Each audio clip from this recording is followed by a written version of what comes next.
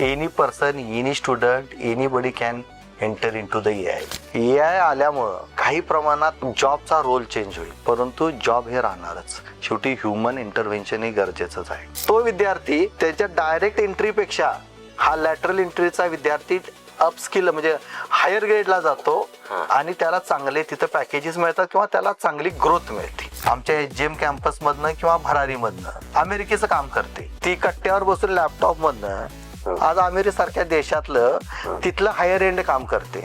आज स्पर्धाच एवढी मोठी झालेली आहे की त्या स्पर्धेमध्ये जर टिकायचं असेल तर त्या काही वर्ष त्या पालकांनी जर त्यांना सपोर्ट जर केला तर तो मुलगा यशस्वी होतो. आपण सगळे टेक्नॉलॉजीचे गुलाम आहात आणि ती टेक्नॉलॉजी खूपच वाढत चाललेली आहे. आजच्या घडीला तरी प्लॅन बी तुमचा रेडी पाहिजे. ज्यावेळी तुमचा प्लॅन बी रेडी असतो त्यावेळी तुम्ही 100% काम करत असता. शेती हा सगळ्यात मोठा बिझनेस होऊन जाईल, फक्त तो त्याला अँगल बदलावा लागेल. मी सांगतो की शेतकरी हा अपलिफ्ट मिळेल शेतकऱ्याला आणि शेतकऱ्यांसाठी खूप फायदेशीर होऊन जाईल टेक्नॉलॉजी. आज जर बघितलं कोणत्याही क्षेत्रामध्ये प्लेसमेंट ही होत राहते. इंजिनिअरिंगच्या क्षेत्रामध्ये जर बघितलं तर आज इंजिनिअरिंगच्या क्षेत्रामध्ये किमान एखाद्या कंपनीला 10 ते 15% त्यांचा ॲट्रिजनचा रेशो असतो. म्हणजे 10 ते 15% माणसं रिटायर होत असतात, सोडून जात असतात. तर ते 10 ते 15% त्यांना ते नवीन घेत असतात. म्हणजे TCSच्या कंपनीला साधारणतः 7 लाख त्यांची स्ट्रेंथ आहे. किमान TCSला 7,000 विद्यार्थी लागतात. एका कॉग्निजंटला किमान 8 ते 9,000 विद्यार्थी लागतात. म्हणजे इतकी प्लेसमेंट अपॉर्च्युनिटी उपलब्ध असते. फक्त ते विद्यार्थ्यांनी त्याप्रमाणे त्यांच्या इंडस्ट्रीचा काय क्रायटेरिया आहे की मला TCS मध्ये जाण्यासाठी काही त्यांच्या नियम व अटी आहेत. म्हणजे काही त्यांना टेस्ट घेतल्या जातात आणि त्या कम्युनिकेशन स्किल असतं, ॲप्टिट्यूड असतं. ह्याचा जर विद्यार्थ्यांनी फर्स्ट इयर पासून जर अभ्यास केला तर निश्चितपणे त्यांना ते 100% प्लेसमेंट उपलब्ध होती. आणि आज जर बघितलं तर एखाद्या विद्यार्थ्याला प्लेसमेंटच पाहिजे असेल तर त्याला फर्स्ट इयर पासून काम करावं लागतं. तर काही बऱ्याच इंडस्ट्रीचा नियम आहे की 4 वर्षी तो विद्यार्थी क्लिअर पाहिजे, 60% पेक्षा जास्त पाहिजे. इव्हन 12वीला पण 10वी-12वीला 60% जास्त, 60% पेक्षा जास्त पाहिजे. त्या गोष्टी म्हणजे त्याला ह्या सगळ्या गोष्टीचा पण त्या इंडस्ट्रीच्या क्रायटेरियासाठी हे करावं लागतं, मेंटेन करण्यासाठी त्याला हे करावं लागतं. आता आम्ही काही आमच्याच कॉलेजेसमध्ये आम्ही असाही प्रयोग केलाय की लॅटरल एंट्री पण दिलेली आहे. म्हणजे एखादी मोठी कंपनी आहे, त्या कंपनीमध्ये एक आमच्या 4 विद्यार्थ्यांना नॉलेज असून किंवा त्याला हा एक्सपोजर नसल्यामुळे त्याला फर्स्ट याला वायडी पडली, तर त्याला खूप नॉलेज होतं किंवा त्याला खूप मोठे ज्या स्किल सेट होते. खरं त्याच्या लक्षात आलं की माझी त्यावेळी चूक झाल्या आणि त्यामुळे मला आता त्या कंपनीसाठी मी त्यांच्या क्रायटेरियामध्ये बसत नाही, तर आता मला त्या कंपनीमध्ये कसं एंटर करावं लागेल. तर त्यासाठी मोठमोठ्या कंपनीनी सुद्धा आउटसोर्स केलेले त्यांचे प्रोजेक्ट्स असतात. जर एखाद्या विद्यार्थ्यानं 2 वर्ष त्या आउटसोर्स प्रोजेक्टवर काम केलं तर लॅटरल एंट्री त्या विद्यार्थ्याला ती कंपनी लक्षात येतं की बाबा ह्या विद्यार्थ्यानं आमच्यावर चांगलं प्रोजेक्टवर काम केलंय, तर मीच काय ह्या विद्यार्थ्याला घेऊन ये, ती कंपनी त्याला ऍब्सॉर्ब करते वायडी पडून सुद्धा. म्हणजे समजा आता एक मोठी कंपनी आहे कुठलीही MNC, त्या कंपनीने एखाद्या थर्ड पार्टीला आउटसोर्स केलेलं असतं. त्या प्रोजेक्टवर त्या विद्यार्थ्यानं जर एक 2-3 वर्ष चांगलं काम केलं तर ती कंपनीला लक्षात येतं की हा विद्यार्थी माझ्या कंपनीसाठी फायदेशीर आहे. पण त्यांना ते लॅटरल एंट्री देतात. त्यावेळी त्याला कोणताही क्रायटेरिया बघितलं नसतं, त्यावेळी त्याचं फक्त नॉलेज बघितलं जातं आणि मग तो विद्यार्थी त्याच्या डायरेक्ट एंट्रीपेक्षा हा लॅटरल एंट्रीचा विद्यार्थी अपस्किल म्हणजे हायर ग्रेडला जातो आणि त्याला चांगले तिथं पॅकेजेस मिळतात किंवा त्याला चांगली ग्रोथ मिळते. असं हा सुद्धा म्हणजे बऱ्याचशा विद्यार्थ्यांना आम्ही तसं एक्सपोज केलं की बाबा तुम्ही लॅटरल एंट्रीने सुद्धा हे करू शकता. फॉरेन कंट्रीच्या मध्ये जॉब करायचं खूप मोठं ध्येय असतं विद्यार्थ्यांचं. खरोखर संधी आहेत आपल्या जागतिक लेवलला, ग्लोबल लेवलला आज प्रचंड प्रमाणामध्ये अपॉर्च्युनिटीज उपलब्ध आहेत. फक्त त्या मुलांच्या मध्ये इंडस्ट्रियल न्यू ट्रेंड जो आहे त्यासोबत त्यांनी काम केलं पाहिजे आणि ते स्किल त्यांच्या असणं गरजेचं आहे. हे ग्रामीण भागातील विद्यार्थी जागतिक लेवलला टिकू शकतात आरामात 100%. आज धनगरवाड्यातली मुलगी आमच्या HGM कॅम्पस मधनं किंवा भरारीमधनं अमेरिकेचं काम करते. ती कट्ट्यावर बसून लॅपटॉप मधनं आज अमेरिकेसारख्या देशातलं तिथलं हायर एंड काम करते. त्याच्यामुळे तो काही कन्सेप्ट राहिलेला नाहीये. तो पूर्वी होता, आता तसं काही राहिलेलं नाहीये. आज आर्टिफिशियल इंटेलिजन्सला एंटर केलेला आहे. एखाद्या मुलगीला जर्मन लँग्वेज मध्ये जर प्रोजेक्ट सांगितला तर विदिन, तो मुलगी किंवा मुलगा असेल, तो विदिन तो रेकॉर्ड करतो, तो चॅट जीपीटी मध्ये टाकतो, त्याचं इंग्लिश किंवा मराठीमध्ये कन्वर्ट करतो आणि त्याचा तो सोल्युशन देतो. बरोबर. म्हणजे तो आता काय फारसा भाग राहिलेला नाही. आणि निश्चितपणे सांगतो तुम्हाला की ग्रामीण भागातली मुलं ही प्रचंड प्रमाणात काम करतात आणि आम्ही स्वतः त्याचा डायरेक्ट आम्हाला प्रॅक्टिकल, म्हणजे तुम्ही कॉलेजच्या दृष्टिकोनातून पण मी सांगतो, plus being an industrial person पण सांगतो की त्यांचा आउटकम हा जास्त असतो. कॉलेजमधून पास आउट होऊन डिग्री झाल्यानंतर सरकारी नोकरीसाठी संधी आहेत? हा, निश्चितपणे आज इंजिनिअरिंगची मुलं असतील किंवा फार्मसी, नर्सिंग, कोणत्याही क्षेत्र, इव्हन डॉक्टर्स, कोणत्याही क्षेत्रातल्या मुलांना आज गव्हर्नमेंटमध्ये काम करण्यासाठी संधी मिळवायची आहे. त्यासाठी आपल्या ज्या व्यवस्थेनं किंवा आपल्या ज्या ॲडमिनिस्ट्रेटिव्हच्या ज्या पोस्ट आहेत त्यासाठी आज प्रचंड प्रमाणात मुलं अभ्यास करत असतात. खूप प्रतिष्ठेची मानली जाते आणि पालकांच्यासाठी खूप अभिमान असं असतं. निश्चितपणे जसं मी मगाशी सांगितलं तुम्हाला की जिथं स्टार्टअपला जसा 5% सक्सेस रेट आहे, तिथं पण तसं इथंही 5% सक्सेस रेट असतो आणि 95% फेल्युअर रेट. 95 काय करायचं मग परत? हा, तर आता निश्चितपणे तुम्हाला सांगतो की ज्यावेळी मी एमपीएससी करत असेल, युपीएससी करत असेल किंवा कोणताही मला गव्हर्नमेंटसाठी वेगवेगळ्या सेक्टर्स मध्ये जर मला काम करायचे असेल तर आपल्याला तो अभ्यास करावा लागतो. फक्त त्या अभ्यास करत असते वेळी ते कुठं थांबायचं ते कळायला पाहिजे आणि किती दिवस ते काम करायचं ते कळायला पाहिजे. आज जर तुम्ही युपीएससी सेक्टर मध्ये जर बघितला तर IIT, एम्स ह्या मुलांचा किंवा NIT असतील किंवा जी टॉप मोस्ट जी आपल्या नॅशनल लेवलच्या ज्या एज्युकेशन इन्स्टिट्यूट्स आहेत, इथले विद्यार्थी जास्त क्रॅक करतात. याचं कारण एक आहे की त्या विद्यार्थ्यांचा एक असतो की त्यांना कुठं थांबायचं कळतं, म्हणजे ते लक्षात येतं. एक एक्झाम दिली की त्या विद्यार्थ्याला कळतं की सेकंड एक्झाम मी क्रॅक करीन काय नाही, म्हणजे त्याचं सेल्फ अनालिसिस खूप स्ट्रॉंग असतं. म्हणजे ते प्रत्येकाला कदाचित एखाद्याला जर ते एक्सपोजर मिळालं नसेल तर प्रत्येक विद्यार्थ्याच्या त्यांना ते माहिती असतं की मला कुठं थांबायचं कळालं पाहिजे. सेकंड, त्या मुलांचा प्लॅन बी रेडी असतो. म्हणजे मी प्रत्येक मुलांना सांगतो की तुम्ही 5 वर्ष इंजिनिअरिंग करते, सिन्सिअरली इंजिनिअरिंग करा, तुमचा हा प्लॅन बी होईल आणि तुम्ही 2 ते 3 वर्ष एमपीएससी असेल किंवा तुम्ही टेक्निकल कोणत्याही गव्हर्नमेंटच्या एक्झामसाठी तुम्ही अपिअर व्हा. आणि तुम्हाला समजलं पाहिजे की पहिल्या एक्झाम दिल्यानंतर की मी हे सक्सेस होईन काय नाही. बऱ्याचशा विद्यार्थ्यांचं काय होतं, ते जाऊन तिथं पोचतात आणि इंटरव्ह्यू मधनं पण बाहेर पडतात आणि ते मीही पण बघितले, ते विद्यार्थी नाराज होतात.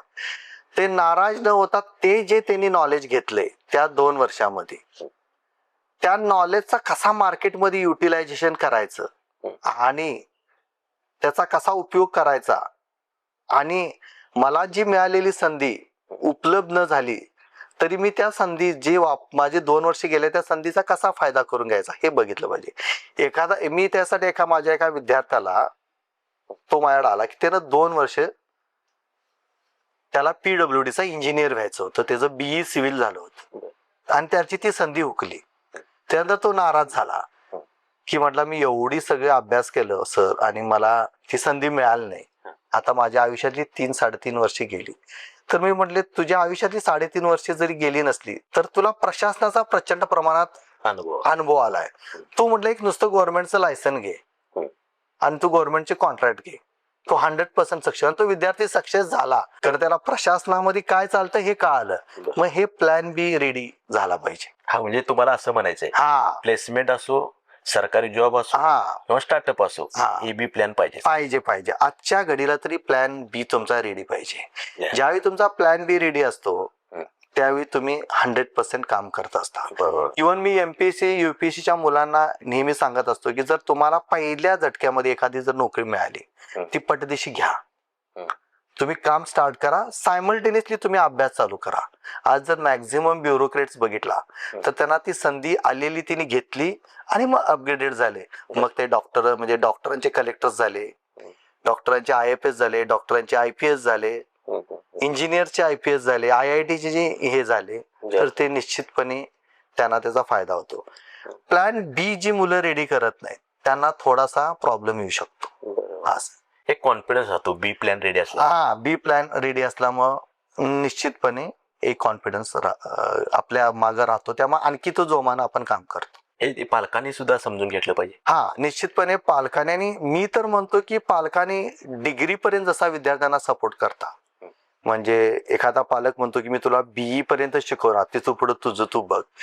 खरं आज काळाची गरज झाली आहे की एखाद्या मुलग्याने डिग्री झाल्यानंतर सुद्धा काही वर्ष जर ज्याची आर्थिक परिस्थिती आहे त्या पालकांनी त्या मुलाला सपोर्ट केला पाहिजे. खरं आज स्पर्धाच एवढी मोठी झालेली आहे की त्या स्पर्धेमध्ये जर टिकायचं असेल तर त्या काही वर्ष त्या पालकांनी जर त्यांना सपोर्ट जर केला तर तो मुलगा यशस्वी होतो. सर, AB प्लॅन गरजेचंच आहे तुमच्या या बोलण्यातून वाटतं. आणि आपण जर आता बघितलं की बदलाचं युग आहे खूप, आणि अत्यधिक आधुनिक युगामध्ये ह्या पुढच्या 10-15 वर्षामध्ये किंवा पुढच्या 5-10 वर्षामध्ये काय बदल होऊ शकतात?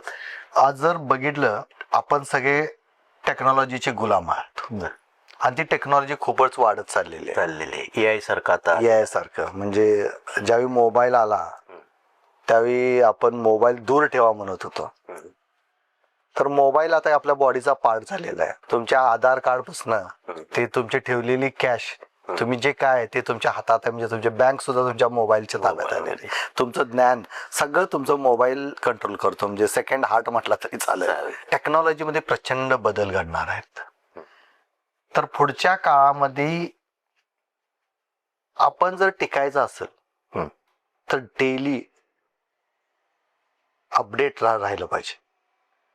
म्हणजे आज जसं कम्प्युटरचं एक रिव्होल्युशन होऊन गेलं, म्हणजे आपण फिजिकल मध्ये हार्ड कॉपीतून सॉफ्ट कॉपी मध्ये जसं एंटर केलं, तसं कम्प्युटरचा AI मध्ये एंटर होत आहे. खरं आज AI चे पण गैरसमज खूप आहेत की आज एक समाजामध्ये पसरवलं जाते की AI सगळ्यांचे जॉब्स काढून घेणार. मला वाटतं ज्यावेळी न्यू इंडिया धोरण राजीव गांधींनी आणलं त्यावेळी सुद्धा असंच म्हटलं होतं की आता कॉम्प्युटर आल्यामुळे सगळ्या बँकिंगचे जाणार. तसं काही नाही झालं. स्कोप वर्क प्रोसेस बदलतो. AI आल्यामुळं काही प्रमाणात जॉबचा रोल चेंज होईल, परंतु जॉब हे राहणारच. शेवटी ह्युमन इंटरव्हेन्शन हे गरजेचंच आहे. AI मुळे सोपं होऊन जाईल, काही गोष्टी आपल्याला सोप्या होऊन जातील आणि त्या AI फायदा आपल्या रिसर्चच्या दृष्टिकोनातून खूप मोठा आहे. इस्पेशली हेल्थ सेगमेंटमध्ये खूप मोठा आहे. म्हणजे हेल्थ सेगमेंटसाठी AI एक मोठं मॉडेल ठरेल, म्हणजे की AI च्यामुळं अनेक रिसर्चेस आज आरोग्याच्या दृष्टिकोनातून उपलब्ध होऊन जातील. तर AI मुळे आपल्याला आणखी प्रचंड अपॉर्च्युनिटीज उपलब्ध होतील. फक्त त्या AI सोबत आपण स्पीडनं काम केलं पाहिजे किंवा AI सोबत आपण पळायला पाहिजे, तर आपण ते टिकणार. गेल्या 10-15 वर्षापूर्वी AI सारखी टेक्नॉलॉजीला असं अपेक्षित होतं. ऍक्च्युली AI चा जन्म तर म्हणजे बघितला तर अमेरिकेत 2011-12 सालीच AI आहे, पण इंडियामध्ये येईल असं वाटतं. इंडियामध्ये कोविडच्या नंतर थोडं फार आपण AI वापरत होतो, आता प्रचंड प्रमाणात वाढवलेलं आहे. आणि आज एक लोकांना वाटतं की मी AI ला ऍडमिशन घेतलं तर मी AI करू शकतो, असं काही नाही आहे. Any person, any student, anybody can enter into the AI. तुम्हाला अपेक्षित होतं का इतका मोठा बदल टेक्नॉलॉजीमध्ये होईल? निश्चितपणे. जर आपण शिक्षण क्षेत्रात किंवा कोणत्याही आरोग्य दृष्टी किंवा कोणत्याही आपण जर काम करत असेल बघितलं ना, तर टेक्नॉलॉजी आणि कमिंग जनरेशन मध्ये जी हे आहे, युथ मध्ये जी डेव्हलपमेंट आहे किंवा त्याच्या DNA स्ट्रक्चर मध्येच टेक्नॉलॉजी आलेली असं मी म्हणेन. तर प्रचंड प्रमाणामध्ये AI येणार होतच, हे माहितीच होतं आणि ह्याच्यापेक्षाही पुढं डेव्हलपमेंट होते. सर, ग्रामीण भागावर AI काय परिणाम? विद्यार्थ्यांच्या मध्ये ते AI बद्दल काय नेमकी भावना आहे? AI मुळे ग्रामीण भागामध्ये प्रचंड प्रमाणात डेव्हलपमेंट होईल. विद्यार्थ्यांच्या म्हणजे काय AI विषयी गैरसमज काय असं वाटतं तुम्हाला? म्हणजे आज बरेचसे ग्रामीण भागाचा मला अभिमान वाटतो. आज खेड्यातले सुद्धा शेतकऱ्याचा मुलगा येतो आणि मला AI करायचा आहे म्हणतो. तर निश्चितपणे की AI मुळे ग्रामीण भागाचा विकास प्रचंड प्रमाणात होईल. म्हणजे मी तर म्हणेन शहरातली लोक सुद्धा ग्रामीण भागामध्ये आता येतील. तुम्ही एक त्याचं उदाहरण आपलं कोविडच्या नंतर वर्क फ्रॉम होम कन्सेप्ट आलाच. 100%. आज किमान एखाद्या छोट्याशा गावात सुद्धा तुम्हाला 15-20 माणसं भेटतात की मी वर्क फ्रॉम होम मॉडेलमध्ये आहे. म्हणजे हा जो प्रमाण आहे तो ग्रामीण भागासाठी हा पोषक आहे आणि इस्पेशली शेतकऱ्यांसाठी खूप फायदा होईल. एआयचा खूप फायदा होईल, शेतीसाठी खूप फायदा होऊन जाईल. आतापर्यंत आपण बँकिंग क्षेत्र असेल, आता हेल्थ सेगमेंट आहे हा ऍडव्हान्समेंट मध्ये आलाय. म्हणजे हेल्थ पहिल्यांदा बँकिंग आणि इतर मार्केटिंग किंवा आपल्या ज्या कॉमर्स या भागामध्ये टेक्नॉलॉजीनं प्रचंड प्रमाणात काम केलं. आता हेल्थ मध्ये काम चालू आहे टेक्नॉलॉजी. आणि आता इथून पुढचा जो सेगमेंट आहे तो ऍग्रिकल्चर मध्ये टेक्नॉलॉजी ऍडव्हान्समेंट खूप होणार आणि निश्चितपणे सांगतो की रिसर्चच वाढणार आणि सगळ्यात मोठा अपलिफ्टमेंट मिळणार तो शेतकऱ्याला मिळणार. म्हणजे वन डे शेती हा सगळ्यात मोठा बिझनेस होऊन जाईल. फक्त तो त्याला अँगल बदलावा लागेल. एआयशी रिलेटेड राहील. एआय साठी निश्चितपणे क्लायमेटिक किंवा एन्व्हायरमेंटल कंडिशनला त्याचा फायदा घेऊन होऊ शकेल. म्हणजे जसा रेडिओचा FM मध्ये कन्वर्ट झाल्यानंतर परत रेडिओ आला, तसेच शेतकऱ्याचं जसं शेतीचा ऑर्गॅनिक हा शब्द वाढल्यामुळे ऑर्गॅनिक फार्मिंग हा टॉपमोस्ट चाललाय, तसं निश्चितपणे फ्युचर हा सगळ्यात मोठा मी सांगतो की शेतकरी हा अपलिफ्ट मिळेल शेतकऱ्याला आणि शेतकऱ्यांसाठी खूप फायदेशीर होऊन जाईल टेक्नॉलॉजी. निश्चितच सर. ग्रामीण भागावर बोलत आहोत तसंच खेड्याकडे चला आणि रुरल टू ग्लोबल हे ब्रीद वाक्य घेऊन तुमची संस्था काम करते. कसं वाटते गेल्या ह्या 3 दशकाचा तुमचा प्रवास आहे आणि आता कोणत्या स्टेजला आहे संस्था?